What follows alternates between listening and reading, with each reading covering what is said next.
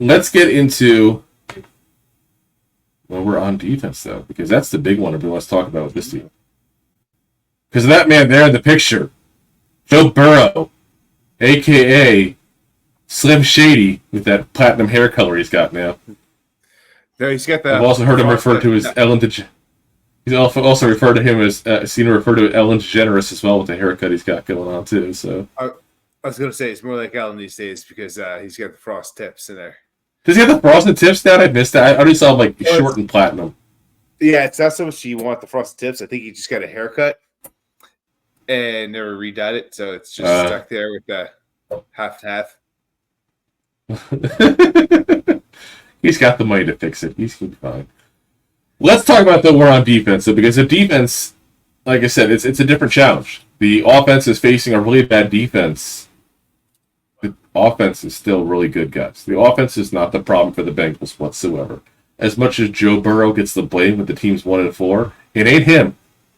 It ain't him. He can't play defense. The Bengals are literally fourth in the NFL in points, guys, at 28 per game. Can you imagine scoring the fourth most points per game in the NFL and being 1-4? That's because you let up the third most points. You know what I'm saying, though? Like, that doesn't leave much room for error like that. It really doesn't. They're ninth in yards at 359 yards per offense per game there.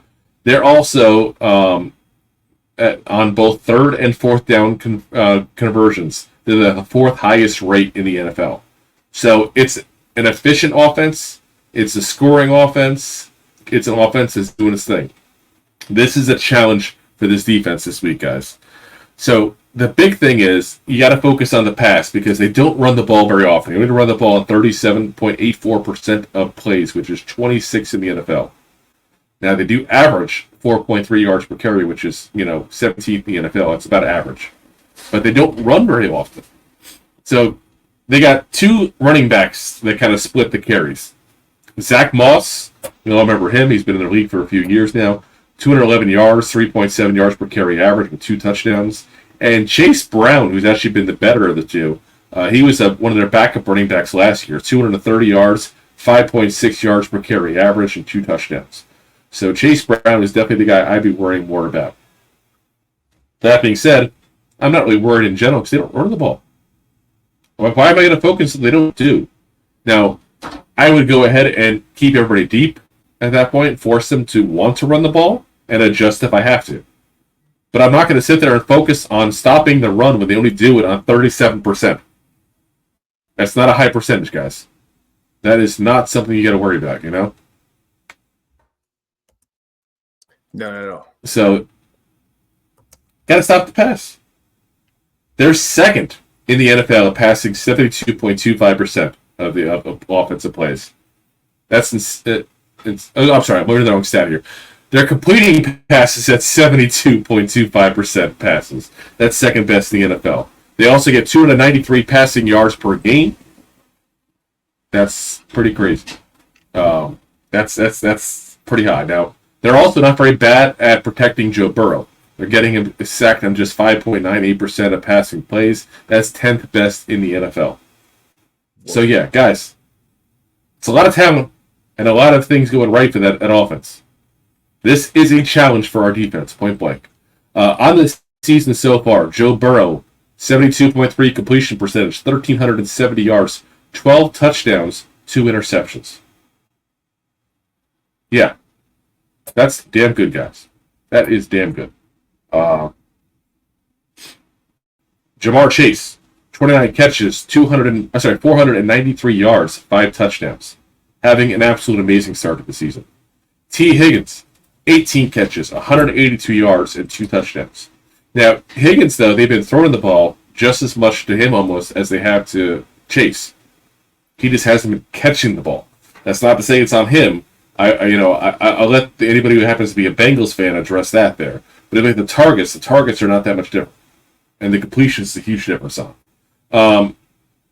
They also have, at the third running back position now, a newcomer. A guy was their second year from Princeton University. Princeton.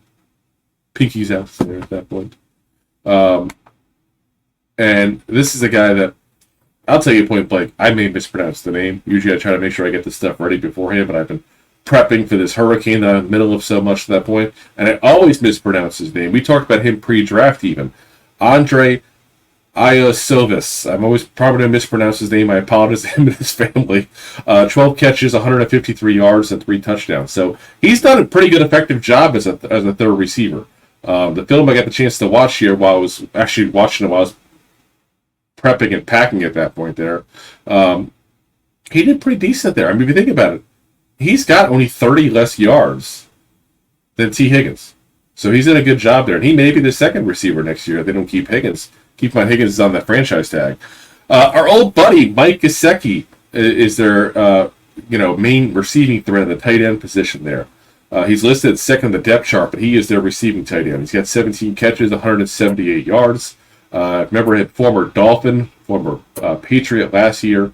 Guy also is a Giants fan. He's the guy that literally begged on social media for the Giants to pick him up, and whatever reason hasn't.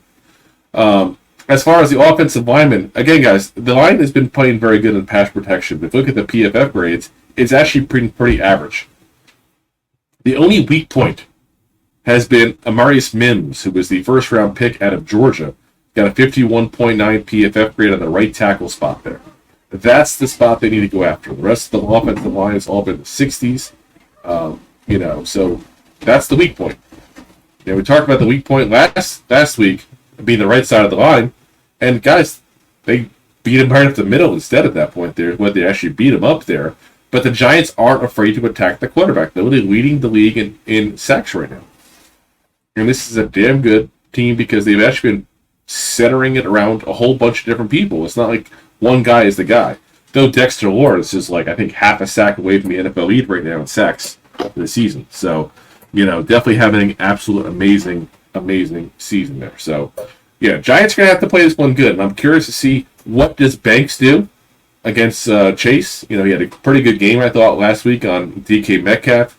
So I'm kind of curious to see what happens there.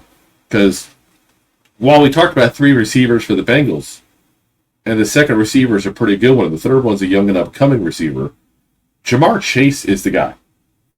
Stop Jamar Chase. You want to stop this Bengal offense, you got to stop Jamar Chase. And that's what it all centers on, is get to the quarterback, disrupt the play of Joe Burrow as best he can, which is easier said than done. He's a very good quarterback. But disrupt his play and try to focus on stopping Jamar Chase. And if you can do that, you can play deep and stop big plays, you can hang maybe with these guys.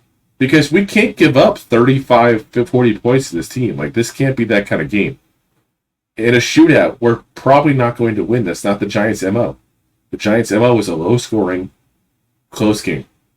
Even this week, our best offensive performance we had. Again, we had the 14-point swing with that fumble at that point there. But that's probably the closest we came to a shootout. But it wasn't a shootout. It wasn't like a 30, 40-point kind of thing at that point. The Giants haven't shown they can do that. So we got to be really careful as far as that part there. As I'm about to lose power here, it looks like potentially, guys. So if you lose me, I'll be back in a second. You need to step out for 2 seconds. If you like that clip, then you will love the full episodes too. Find us on your favorite podcast app and look for us on all your favorite social media platforms. Thanks so much. Please, I'm begging you. Please subscribe.